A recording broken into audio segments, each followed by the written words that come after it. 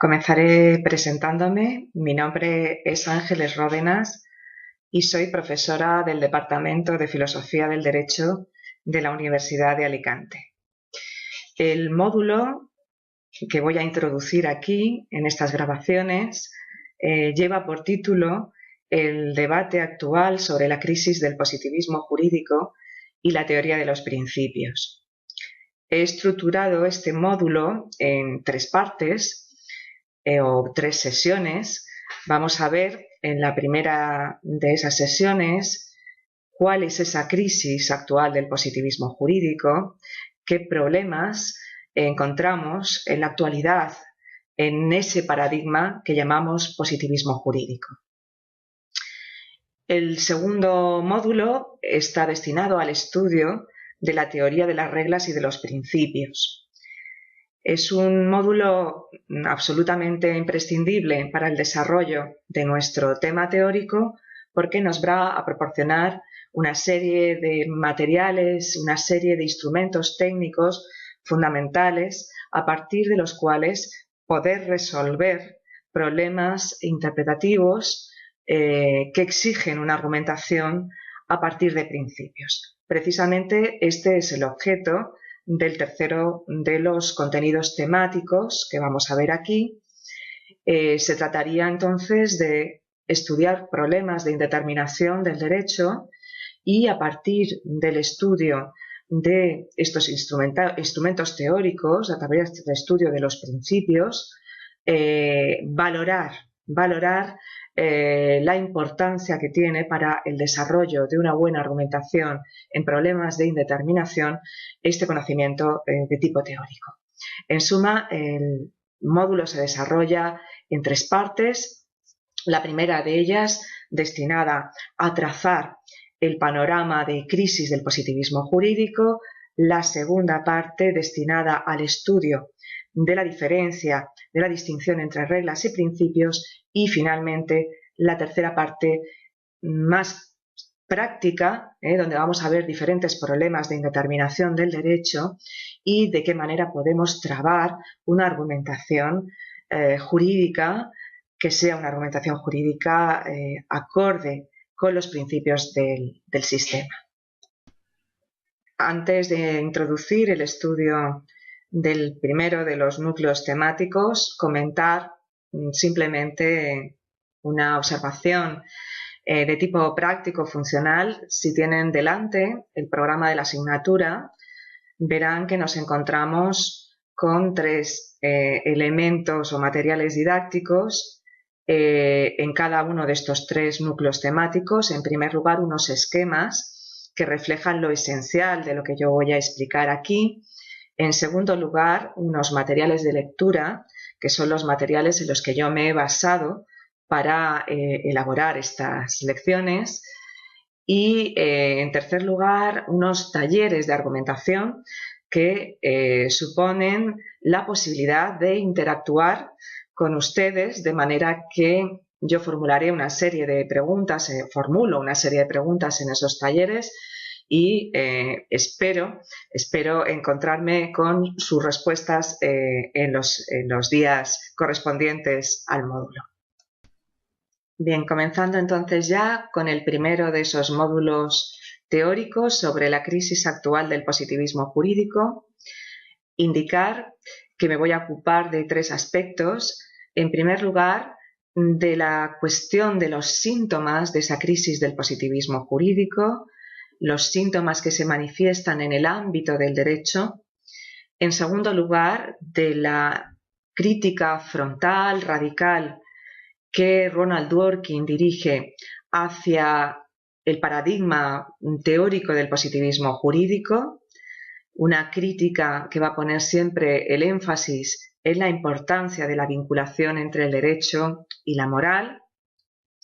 Vamos a ver también cómo a partir de estas críticas dworkinianas se produce una escisión en el seno del positivismo jurídico entre un positivismo jurídico excluyente, más radical, y un positivismo jurídico incluyente que trataría de alguna manera de dar cuenta de algunos de los aspectos que Dworkin critica como omisiones del positivismo jurídico. Finalmente, el módulo va a terminar con una reflexión sobre ciertas tensiones, lo que llamo tensiones internas al derecho, que están presentes en los sistemas jurídicos desde el mismo momento en el que se produce la codificación, pero que probablemente, a raíz de los cambios que se producen en el moderno constitucionalismo, pues adquieren una mayor relevancia de la que ya tenían desde el comienzo. Si hoy en día reflexionamos sobre los síntomas de la crisis del positivismo jurídico, podríamos diferenciar entre las dos grandes familias de sistemas jurídicos, la familia del common law y la familia de los derechos de tipo continental, el derecho codificado. En el sistema del common law, el positivismo jurídico parece ser un modelo teórico con un encaje difícil, habida cuenta de que en el sistema del precedente judicial es fundamental la argumentación para mostrar la semejanza de razones a la hora de aplicar un precedente judicial. Y en esa argumentación hay que traer a colación cuáles son los principios, cuáles son las razones que han servido para la decisión del precedente y qué similitud existen entre esas razones y la del caso que se está resolviendo en cuestión. De manera que un sistema como el sistema del positivismo jurídico no parece dar cuenta bien de esta característica del common law. En el positivismo jurídico tenemos una tesis, que es la tesis de las fuentes sociales, donde se nos presenta el derecho como algo que se puede identificar con independencia de un razonamiento valorativo, de un razonamiento sobre valores. Sin embargo, en el sistema del precedente es necesario llevar a cabo ese razonamiento sobre los valores que han servido de fundamento para la resolución del caso y hasta qué punto esos principios o esos valores pueden ser los valores también decisivos para la resolución del nuevo caso que se nos plantea. Además de esta dificultad que plantea el sistema del precedente con carácter general, dentro del ámbito anglosajón podemos hacer una diferencia entre lo que es el sistema del precedente inglés y el sistema del precedente norteamericano, donde la práctica argumentativa es mucho más sustantivista que la práctica inglesa. ¿Qué quiere decir que es más sustantivista? Quiere decir que se admite el recurso a razones de tipo material, de tipo sustantivo, a la hora de argumentar el caso en el proceso judicial. De manera que es una discusión abiertamente sobre principios o sobre valores que sirven de fundamento de esa decisión judicial. Si dejamos de lado el sistema del common law y nos centramos en los sistemas de código, nos encontramos con una realidad como es la del constitucionalismo moderno, de acuerdo con la cual la percepción que se tiene de los derechos incluidos en los textos constitucionales no es la de una mera declaración retórica, sino la de que se trata de principios que pueden hacerse valer ante los tribunales. Eso significa inevitablemente la necesidad de que los principios y valores recogidos en los textos constitucionales van a ser el objeto de un razonamiento jurídico. Es decir, no solo vamos a tener reglas identificables de acuerdo con la llamada tesis de las fuentes sociales, identificadas en los códigos, identificadas con independencia de argumentos de tipo moral, de tipo valorativo, sino que también vamos a tener principios, vamos a tener valores, y estos necesariamente, para poder contar en la decisión judicial, van a ser objeto de una reflexión y de una argumentación que de alguna forma tiene que ser integrada dentro del conjunto de las argumentaciones jurídicas. En suma, la idea es la siguiente. Tenemos un problema entre una de las tesis características del positivismo jurídico, como es la tesis de las fuentes sociales, la idea de que el derecho es identificable de acuerdo con un sistema de reglas del derecho, y tenemos, por otro lado, un sistema jurídico como el de Common Law, en la cual el precedente requiere desarrollar argumentaciones que son argumentaciones donde entran a jugar los valores, donde entran a jugar los principios, y además un sistema continental con un constitucionalismo moderno donde pretendemos que los valores y principios que forman parte del texto constitucional formen parte del derecho, integren el sistema jurídico, y para eso es necesario también recurrir a una argumentación que tiene en cuenta esos principios y esos valores, ya que, como vamos a ver en breve, digamos que la estructura y la forma de funcionar en el razonamiento práctico de los principios no es la misma que la de las reglas. Es una forma que requiere una argumentación más sofisticada.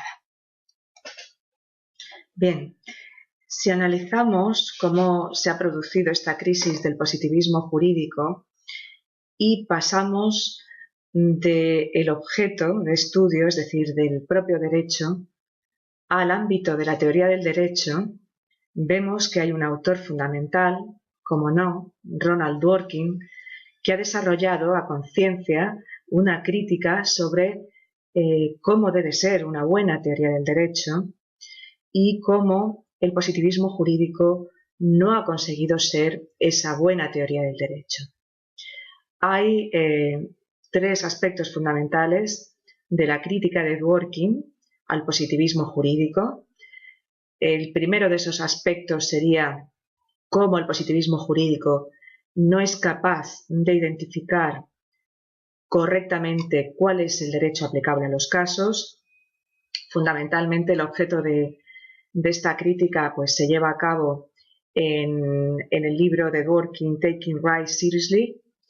En segundo lugar, la segunda crítica sería la referida a los problemas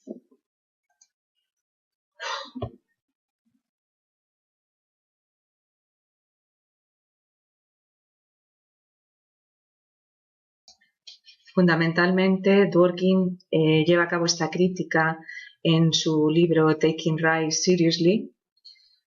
En segundo lugar, también es objeto de crítica por parte de Dworkin la teoría interpretativa, o la ausencia, mejor dicho, de una teoría interpretativa por parte del positivismo jurídico. Dworkin desarrolla su modelo alternativo de teoría del derecho en Law as Interpretation. Y en tercer lugar, hay también una crítica, digamos, directa y frontal al tipo de teoría que es el positivismo y la presentación de un modelo alternativo por parte de Dworkin de teoría del derecho, que sería su llamada concepción doctrinal del derecho, que se desarrolla en el último de sus libros de teoría del derecho, en Justice for Ethos, del 2006. Hay una constante en estas tres críticas que Dworkin está dirigiendo al positivismo jurídico, y es la idea de la importancia que tiene la vinculación entre el derecho y la moral, tanto para poder identificar el derecho aplicable a un caso, como para poder llevar a cabo una argumentación satisfactoria, como también para construir una teoría del derecho coherente. Es necesario defender y tener siempre presente esa vinculación existente entre el derecho y la moral, entre el derecho y los valores que el ordenamiento jurídico intenta proteger. Empecemos, pues, por la primera de estas críticas de Dworkin a las dificultades del positivismo jurídico para dar cuenta de un buen modelo de identificación del derecho. Dworkin utiliza en su crítica un célebre ejemplo de la jurisprudencia norteamericana, que es el caso Rice versus Palmer. Este caso es conocido también, digamos, de forma irónica, como el caso del nieto apurado, porque se dan las siguientes circunstancias. Se trata de un nieto que, ante la sospecha inminente de que el abuelo va a modificar el beneficiario de su testamento, que es el propio nieto, decide asesinar al abuelo. Estos hechos son descubiertos, hay un procedimiento penal y posteriormente, cuando ya está en la cárcel el nieto, pretende hacer efectivo ese testamento. Bien, los jueces se encuentran con las siguientes circunstancias en este caso. Resulta que, de acuerdo con las leyes del Estado de Nueva York, el haber causado la muerte del abuelo no está contemplado como una causa para la desheredación, de manera que si aplicamos estrictamente las reglas al caso en cuestión, el nieto debe heredar a pesar de haber sido el causante de su muerte. Y sin embargo, el tribunal decide no aplicar esas reglas aplicando un principio que es además un principio de carácter implícito, no está explícito en el derecho, y es el principio de que nadie puede sacar provecho de su propia acción ilícita. El matar al abuelo no puede comportar un beneficio jurídico para el nieto, porque ha sido una acción cometida con la intención de heredarle. ¿Qué es lo que sucede? Que se está dejando una regla testamentaria prima facie aplicable y el tribunal decide aplicar un principio moral, un principio de justicia, que considera además que es un principio implícito. De manera que nos encontramos con una insuficiencia del positivismo jurídico para dar cuenta de casos como estos, casos que se conocen como casos difíciles. Dworkin, digamos, es uno de los defensores de esta etiqueta. Ante un caso difícil donde la solución no podemos encontrarla en las reglas, necesitamos apelar a principios que tienen un contenido de justicia. Esos principios, en muchos casos, Dworkin está pensando que son principios implícitos y entonces no vale la tesis del positivismo jurídico, de acuerdo con la cual el derecho siempre se puede identificar de acuerdo con las fuentes sociales. Por lo tanto, el derecho lo vamos a encontrar bien sea bajo la forma de reglas escritas o bien sea bajo la forma de precedentes judiciales, pero lo vamos a encontrar ya preparado para ser aplicado a un caso. Esto no siempre es así. A veces, para identificar el derecho, de acuerdo con los operadores jurídicos, de acuerdo con el tribunal, era necesario acudir a un principio de justicia. Esta es la tesis de las fuentes sociales, la que está siendo objeto de crítica por parte de Dworkin. Una tesis característica del positivismo jurídico, sobre todo en la versión de Hart. Además de la tesis de las fuentes sociales, el positivismo jurídico se caracterizaría por mantener otras dos tesis vinculadas a la tesis de las fuentes sociales. La segunda de esas tesis sería que la validez del derecho es diferente de la validez moral. El derecho puede ser injusto y no obstante ser derecho. Y Dworkin diría, casos como estos, casos difíciles como el Rice versus Palmer, ponen de manifiesto que hay una exigencia de justicia en el propio derecho.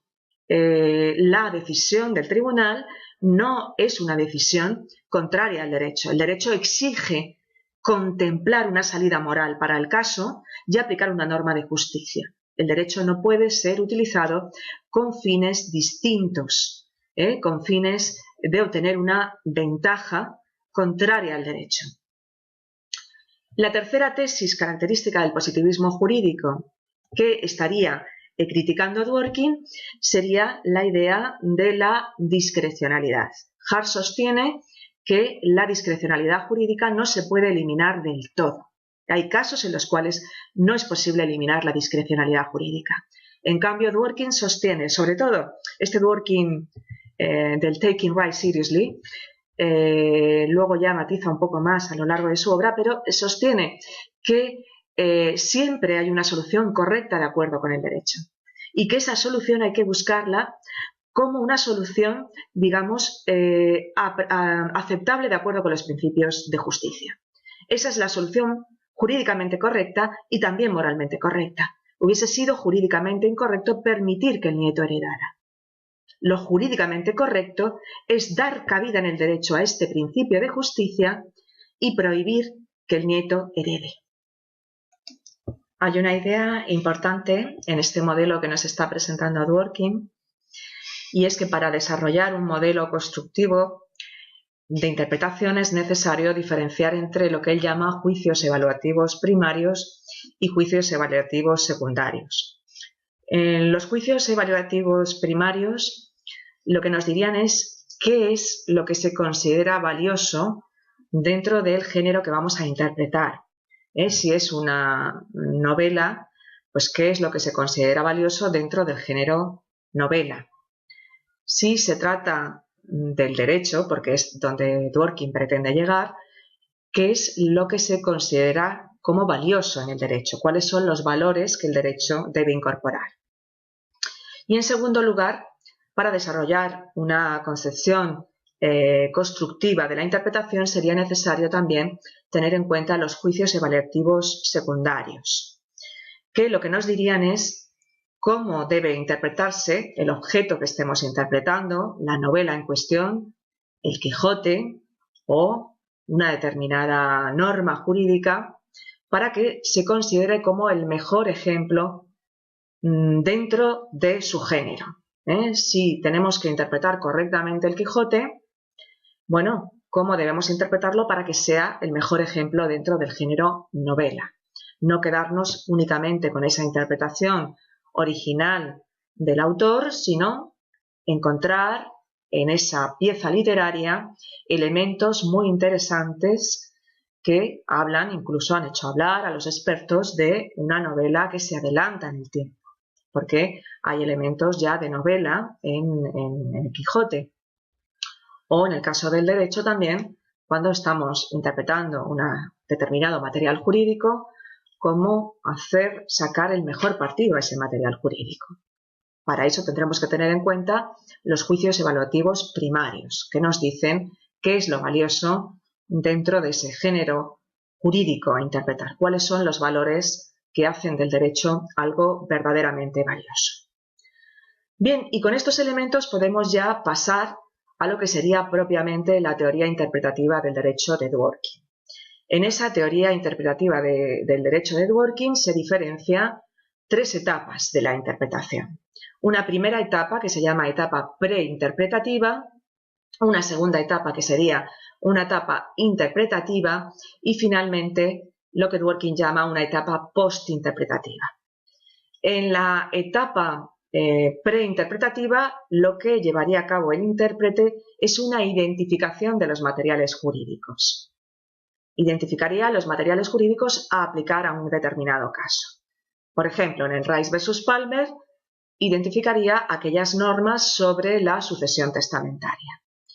En la etapa interpretativa, de lo que se trataría es de elaborar teorías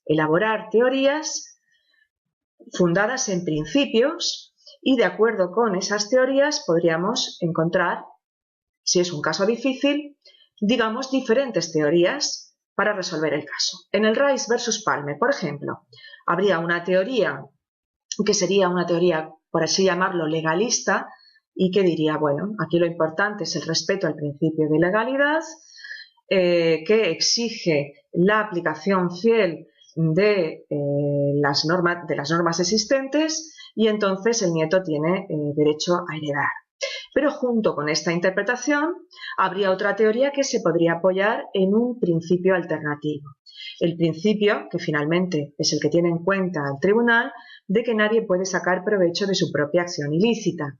Entonces la cuestión es que cabe más de una posible teoría fundada en principios para resolver el caso en cuestión, el caso Rice versus Palmer o cualquier otro caso difícil que se plantee.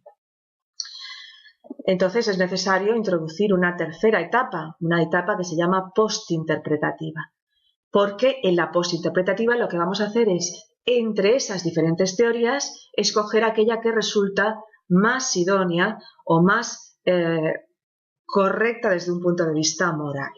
Y para ello tendremos que tener en cuenta la mejor concepción de los valores. ¿Qué es mejor? Una concepción de los valores donde la legalidad sea el principio último del derecho y por lo tanto entender que el nieto, aunque haya matado a su abuelo, puede heredar, o es mejor una concepción del derecho en la que la legalidad no es el principio último del derecho. Hay también un principio fundamental que es el respeto a la idea de que el derecho es un instrumento para lograr la convivencia teniendo en cuenta determinados requisitos morales, y entonces tiene que prohibirse la utilización del derecho con fines contrarios al propio sistema jurídico. En la etapa postinterpretativa resolveríamos este conflicto. Por lo tanto, Dworkin dice que su teoría tendría tres etapas: una preinterpretativa en la cual se identifican los materiales jurídicos, una etapa interpretativa en la cual se elaboran diferentes teorías basadas en principios distintos del sistema. Si es un caso difícil, habrá, por lo tanto, más de una posible teoría, y una postinterpretativa en la cual lo que hacemos es escoger, con base a la mejor concepción de los valores, la teoría más adecuada para dar cuenta de esos materiales jurídicos. Es decir, llevamos a cabo una elección de aquellas teorías que la etapa interpretativa nos ha proporcionado. Lo que Dworkin nos va a decir constantemente es: esta concepción interpretativa no puede ser desarrollada en un modelo positivista convencional. Es necesario transformar el paradigma positivista, o mejor dicho, es necesario plantearse una alternativa al paradigma positivista para poder vencer esta dificultad. En suma, hay tres tesis características del positivismo jurídico, tres tesis sobre la identificación del derecho: la tesis de las fuentes sociales, la tesis de la separación conceptual entre el derecho y la moral, o la idea de que la validez moral no depende, que la validez jurídica no depende de la validez moral, y la tesis también de la discrecionalidad, que van a ser objeto de crítica por parte de Dworkin. Las fuentes sociales son insuficientes para identificar el derecho. La validez jurídica puede depender de consideraciones morales, por ejemplo en el caso Rice versus Palmer. Y en tercer lugar, no hay una discrecionalidad en determinados casos difíciles, porque la mejor solución jurídica es la solución basada en la moral. Vayamos ahora a la segunda de las críticas que Dworkin dirige a el modelo positivista de interpretación del derecho, o más bien a la ausencia de un modelo interpretativo adecuado por parte del positivismo jurídico. Dworkin diría: hay una teoría interpretativa del derecho que es necesaria para poder explicar el derecho tal y como funciona en la práctica, tal y como es entendido por los operadores jurídicos. Y esta teoría interpretativa es lo que Dworkin llama el modelo constructivo. Dworkin plantea la idea de que hay un modelo constructivo de teoría interpretativa del derecho. De acuerdo con Dworkin, tendríamos cuatro formas de interpretación. En primer lugar, la interpretación de una conversación. En segundo lugar, la interpretación científica. En tercer lugar, la interpretación artística. Y finalmente, la interpretación de una práctica social. Bien, estas dos últimas formas de interpretación, la interpretación artística y la interpretación de una práctica social, tendrían un aspecto en común, y es que ambas versan sobre objetos que son creados por el hombre. Por eso Dworkin dice, bueno, son interpretación creativa. ¿Creativa por qué? Porque el objeto es creado por el hombre, tanto en la interpretación artística como en la interpretación de una práctica social. Ahora bien, hay dos formas de llevar a cabo una interpretación creativa. Podemos llevar a cabo esa interpretación creativa descubriendo cuál es el propósito del autor del objeto, tratando de saber el autor del objeto qué es lo que quería hacer. O bien atribuyendo un propósito al objeto, es decir, prescindiendo, si no completamente, al menos en parte, de la intención del autor del objeto y yendo a un propósito que va más allá de la intención del autor de ese objeto. Por ejemplo, en el caso del Quijote, el Quijote, podemos hacer una interpretación del Quijote que sea acorde con las intenciones de Cervantes al escribir el Quijote. Pero si hacemos esto, nuestra interpretación necesariamente se queda corta. ¿Por qué? Bueno, parece ser que Cervantes al escribir el Quijote lo único que pretendía es hacer un divertimento, hacer una obra divertida que de verdad le permitiera obtener un dinero para dedicarse a escribir la Galatea. La Galatea, nadie recuerda a Cervantes por la Galatea. La Galatea era una novela pastoril que Cervantes consideraba que realmente era la literatura seria por la que él podía de alguna forma trascender a su época.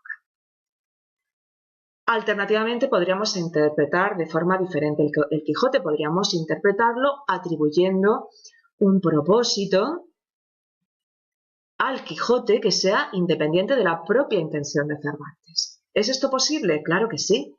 Tenemos interpretaciones del Quijote como un elogio de la locura, un canto hacia la rebeldía, hacia la libertad, incluso interpretaciones psicoanalíticas del Quijote. Ese segundo modelo sería un modelo constructivo de interpretación. Y esa es la propuesta de Dworkin para el derecho, un modelo constructivo de interpretación del derecho. Veamos ahora el último de los ámbitos en los que se desarrolla esta crítica de Dworkin hacia el modelo positivista de teoría del derecho. Dworkin nos va a decir que el positivismo no es una reflexión correcta sobre el derecho. ¿Cuál es una buena teoría del derecho? Bueno, de acuerdo con Dworkin, una buena teoría del derecho sería la que él propone y que llama concepción o concepto doctrinal de derecho. Ese concepto o concepción doctrinal del derecho tendría 4 niveles diferentes. Un primer nivel semántico, un segundo nivel filosófico, jus filosófico, un tercer nivel doctrinal y finalmente un nivel adjudicativo. En el nivel semántico, el modelo propuesto por Dworkin plantea un concepto interpretativo del derecho, es decir, el concepto de derecho que de acuerdo con Dworkin debemos suscribir es un concepto que reflexiona sobre los propósitos de la práctica a la que llamamos derecho. Los propósitos son los que nos ayudan, los propósitos del derecho, a conceptuarlo, o sea, a dar un concepto adecuado de derecho. A diferencia del modelo positivista de Hart, que de acuerdo con Dworkin sería un concepto criteriológico que pretendería, de acuerdo con el uso social, dar una definición de derecho. Lo que Dworkin dice es, bueno, si no tenemos en cuenta los propósitos de la práctica a la que llamamos derecho, no podemos definir correctamente lo que es el derecho. Bueno, ¿y cuáles son esos propósitos? Pasemos al segundo nivel, al nivel jus filosófico. En el nivel jus filosófico encontramos el combinado de valores que justifican y guían la práctica del derecho. Es decir, encontramos, estoy interpretando a Dworkin, encontramos esos propósitos. El positivismo jurídico no ha desarrollado propiamente una concepción en este nivel, salvo, dice Dworkin, esos positivistas éticos o positivistas ideológicos que piensan que es el principio de legalidad, el respeto a la legalidad como principio último que justifica la práctica del derecho. La alternativa de Dworkin es compleja y no la puedo desarrollar aquí porque hay toda una teoría ética y moral y política detrás de Dworkin, pero sería algo así como la concepción del derecho como integridad o la idea de integridad. La idea de integridad es una idea muy compleja en Dworkin, pero digamos que podemos entenderla como afín a la idea de dignidad del sujeto. Es decir, los propósitos o fines que guían el derecho descansarían sobre la idea de dignidad de los individuos, lo que significaría que en algunas ocasiones podría ser posible aceptar un trato desigual, pero siempre y cuando se haya considerado a los sujetos con igual consideración y respeto, se haya respetado lo que nosotros en nuestra tradición constitucional llamamos la dignidad de los individuos. Bien, dicho esto, una vez que he hablado del nivel semántico y del nivel filosófico, pasaríamos a un nivel doctrinal, que es el que da nombre a la concepción propuesta por Dworkin. En este nivel doctrinal, de lo que se trata es de caracterizar las condiciones de verdad de las proposiciones acerca del derecho. Es decir, cuando en el caso Rice versus Palmer el tribunal está diciendo que la solución correcta es aquella que se inspira en el principio de que nadie puede sacar provecho de su propia acción ilícita, está moviéndose en un nivel doctrinal, está diciendo el derecho requiere una solución que contemple este principio, porque este principio forma parte del conjunto de valores que guía la práctica a la que llamamos derecho. De manera que el nivel doctrinal tiene una importancia crucial en la teoría del derecho de Dworkin. La concepción positivista nunca ha pasado a este nivel porque no se ha preocupado de especificar las condiciones de verdad o falsedad de las proposiciones acerca del derecho, más allá de que esa solución, la solución propuesta por el aplicador del derecho, sea una solución que derive de normas válidas del sistema, de reglas válidas del sistema. Pero, ¿qué pasa cuando las reglas aplicables, como en el caso Rice versus Palmer, conducen a una solución que es una solución contraria a los fines o propósitos del derecho? Permitir que el nieto herede es contrario a los fines o propósitos del derecho. Y finalmente habría una etapa adjudicativa, una etapa que Dworkin considera completamente marginal en su concepción, que sería una etapa, sería un nivel en el cual nos plantearíamos cuando la moral requiere que los jueces y los órganos de aplicación dejen de lado el derecho y tengan en cuenta consideraciones morales. ¿Por qué es marginal este nivel en la concepción de Dworkin? Dworkin dice, tradicionalmente se ha dicho, mi concepción del derecho es una concepción adjudicativa del derecho, pero no es así, no es una concepción adjudicativa del derecho. ¿Por qué?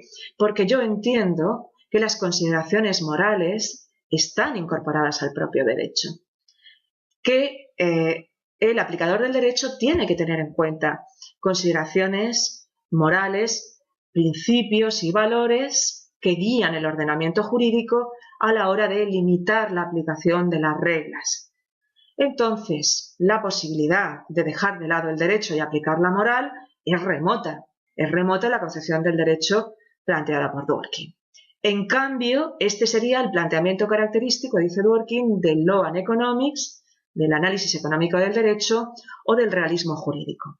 Pero yo soy diferente, dice Dworkin, de estas interpretaciones. Yo planteo algo distinto, porque la moral está ya en un nivel doctrinal y entonces salirse del derecho y aplicar la moral es algo completamente marginal en mi concepción del derecho. Esa sería la idea dworkiniana.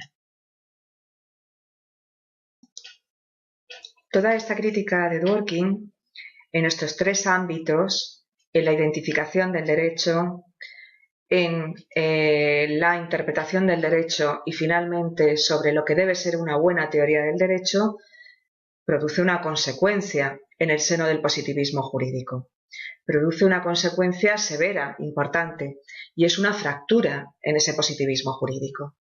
De manera que, a partir, digamos, de la crítica dworkiniana, el positivismo jurídico responde de dos formas distintas, fracturándose en lo que se llama un positivismo excluyente, que lo que excluiría serían los valores, las consideraciones valorativas del ámbito del derecho, y un positivismo incluyente, que incluiría esas consideraciones valorativas, ahora bien, no como un aspecto necesario en el derecho, porque entonces coincidiría exactamente con la concepción de Dworkin, sino como una característica que puede estar presente en determinados sistemas jurídicos.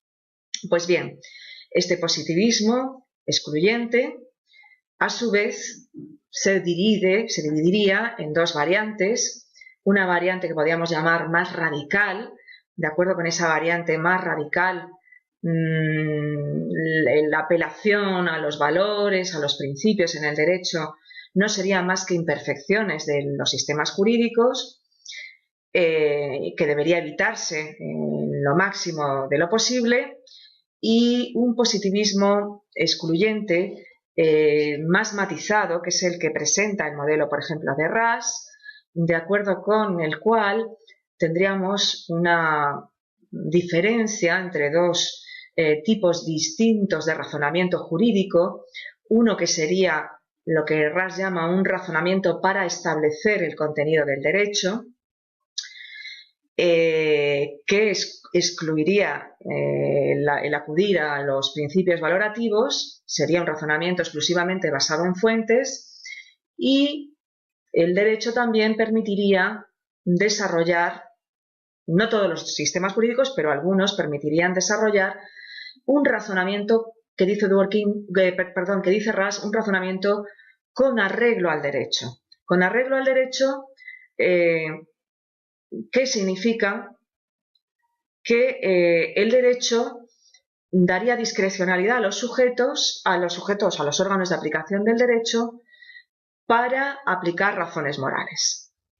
Entonces sería como si el derecho remitiese a los ordenamientos jurídicos de otro país, de otros países, para solucionar un conflicto interno. Una remisión a otros sistemas jurídicos, pues en lugar de hacerse esa remisión a otros sistemas jurídicos, una remisión a otros sistemas morales. Esas serían entonces, digamos, las dos posiciones que vamos a encontrar dentro del positivismo excluyente.